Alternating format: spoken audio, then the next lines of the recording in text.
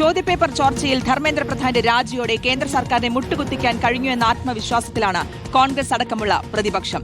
പ്രധാനമന്ത്രി നരേന്ദ്രമോദി മാപ്പു പറയണമെന്നും പ്രതിഷേധിച്ച വിദ്യാർത്ഥികളെ ആക്രമിച്ചതിൽ അമിത്ഷാ ഉത്തരവാദിത്തം ഏറ്റെടുക്കണമെന്നും പ്രതിപക്ഷം ആവശ്യപ്പെട്ടു കഴിഞ്ഞു.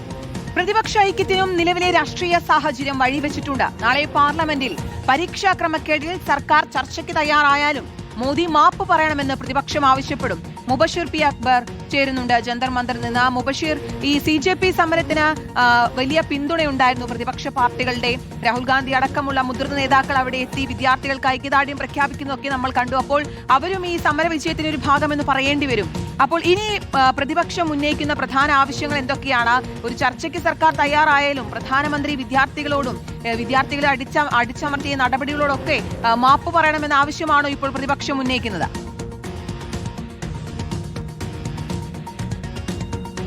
അതായത് സമരവിജയത്തിന്റെ ഒരു ഭാഗമെന്നല്ല, സമരവിജയത്തിൽ ഏറ്റവും നിർണായക ശക്തിയായിട്ട് അല്ലെങ്കിൽ ഏറ്റവും നിർണായക ഘടകമായിട്ട് മാറിയത് അത് പ്രതിപക്ഷം തന്നെയായിരുന്നു. പ്രതിപക്ഷ നേതാവായിട്ടുള്ള രാഹുൽ ഗാന്ധി തന്നെയാണെന്ന് പറയേണ്ടി വരും. ഒരു ഘട്ടം വരെ ദിവസങ്ങളോളം ഇവിടെ പാർട്ടികൾ സമരം ചെയ്തിട്ടും ഒരു തരത്തിലുള്ള സ്വീകാര്യതയും അവർക്ക് ലഭിച്ചിരുന്നില്ല. പങ്കാളിത്തം വളരെ കുറവായിരുന്നു. ഒരു ഘട്ടത്തിൽ സ്വർണം വാങ്ങിച്ചു വരുന്ന നിരാഹാരം ആരംഭിക്കുന്നു.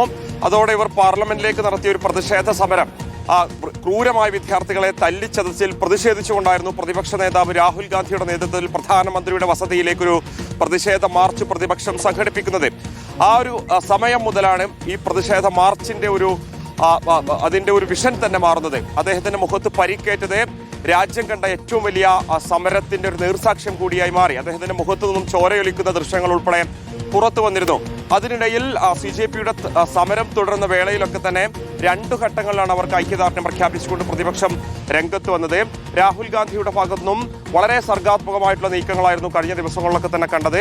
ആദ്യഘട്ടത്തിൽ പ്രധാനമന്ത്രിയുടെ വസതിയിലേക്ക് പ്രതിപക്ഷ നേതാക്കളെ, മറ്റു പ്രതിപക്ഷ പാർട്ടിയിൽപ്പെട്ട ആളുകളെ ഉൾപ്പെടെ ചേർത്തുകൊണ്ടായിരുന്നു മാർച്ച് നടത്തിയത്. ഏറ്റവും ഒടുവിൽ ഗാന്ധി സ്മൃതിയിലേക്ക് പദയാത്ര നടത്തി വിദ്യാർത്ഥികൾക്ക് ഐക്യദാർഢ്യം പ്രഖ്യാപിച്ചു. ഇന്നലെ ഇപ്പോൾ ഈ സമരം അവസാനിപ്പിച്ച് CJP പ്രവർത്തകർ മടങ്ങാൻ പോകുന്ന വേളയിൽ രാഹുൽ ഗാന്ധി മാധ്യമങ്ങളെ കാണുന്നുണ്ട്. വളരെ കൃത്യമായിട്ട് നിലപാട് അദ്ദേഹം രേഖപ്പെടുത്തുന്നുണ്ട്. ഒരു തരത്തിലുള്ള അവകാശവാദവും കോൺഗ്രസ് ഉന്നയിക്കുന്നില്ല. കോൺഗ്രസ് ഒരു ഭാഗത്ത് പറഞ്ഞ പരീക്ഷാ ക്രമക്കേടുകൾക്കെതിരായുള്ള പ്രതിഷേധ പരിപാടികളുമായിട്ട് മുന്നോട്ട് പോകും. അതോടൊപ്പം തന്നെ ഇക്കാര്യത്തിൽ പ്രധാനമന്ത്രി നരേന്ദ്രമോദി മാപ്പ് പറയണം. കാലങ്ങളായിട്ട് ഇവിടെ നിലനിൽക്കുന്ന പലതരത്തിലുള്ള തകർച്ചകളാണ്. വിദ്യാഭ്യാസ മേഖല അത്രയധികം അധപ്പതിച്ചിരിക്കുന്നു. അത് പുനരുജ്ജീവിപ്പിക്കണമെങ്കിൽ പ്രധാനമന്ത്രി മാപ്പ് പറഞ്ഞ് രാജിവെക്കണം എന്നുള്ളതാണ് കോൺഗ്രസിന്റെ പ്രധാനപ്പെട്ട ആവശ്യം. അതോടൊപ്പം തന്നെ വിദ്യാർത്ഥികളെ തല്ലിച്ചതച്ച ഈ മന്ത്രിമാരെ, അല്ലെങ്കിൽ പോലീസ് ഉദ്യോഗസ്ഥരെ അത് ചെയ്യിപ്പിച്ച വകുപ്പിന്റെ ഉത്തരവാദിയായിട്ടുള്ള അമിത്ഷാ രാജിവെക്കണമെന്ന പ്രധാനപ്പെട്ട ആവശ്യം കൂടി കോൺഗ്രസ് മുന്നോട്ട് വെക്കുന്നുണ്ട്. ഈ ആവശ്യങ്ങളൊക്കെ തന്നെ പാർലമെന്റിൽ ഉന്നയിക്കുമെന്നുള്ളതാണ് രാഹുൽ ഗാന്ധി പറഞ്ഞു വെക്കുന്നത്. രാഹുൽ ഗാന്ധിയുടെ നേതൃത്വത്തിൽ കഴിഞ്ഞ ദിവസങ്ങളിലൊക്കെ തന്നെ സംഘടിപ്പിച്ച സർപ്രൈസ് മാർച്ചുകൾ അത് സ്വാഭാവികമായിട്ടും ഈ CJPയുടെ പ്രതിഷേധത്തിന് വലിയ മുതൽക്കൂട്ടായി എന്ന് പറയേണ്ടി വരും. കാരണം ഒരു ഘട്ടം വരെ ഒരു തരത്തിലുള്ള സ്വീകാര്യവും ലഭിക്കാതിരുന്ന ഘട്ടത്തിൽ കൂടിയാണ് രാഹുൽ ഗാന്ധി ഉൾപ്പെടെയുള്ള നേതാക്കൾ ഇങ്ങോട്ടേക്ക് കടന്നു വരുന്നത്. പ്രതിപക്ഷ പാർട്ടികളായിട്ടുള്ള കോൺഗ്രസും അതോടൊപ്പം തന്നെ CPM-ഉം CPI ഒക്കെ തന്നെ ഈ പരിപാടിയിൽ അണിചേർന്ന് നമ്മൾ കണ്ടതായിരുന്നു. സ്വാഭാവികമായിട്ടും ഇത് പ്രതിപക്ഷത്തിന്റെ ഇടപെടലിൽ കൂടി ഉണ്ടായ വിജയമാണെന്നുള്ളതാണ് പൊതുവെ വിലയിരുത്തപ്പെടുന്നത്.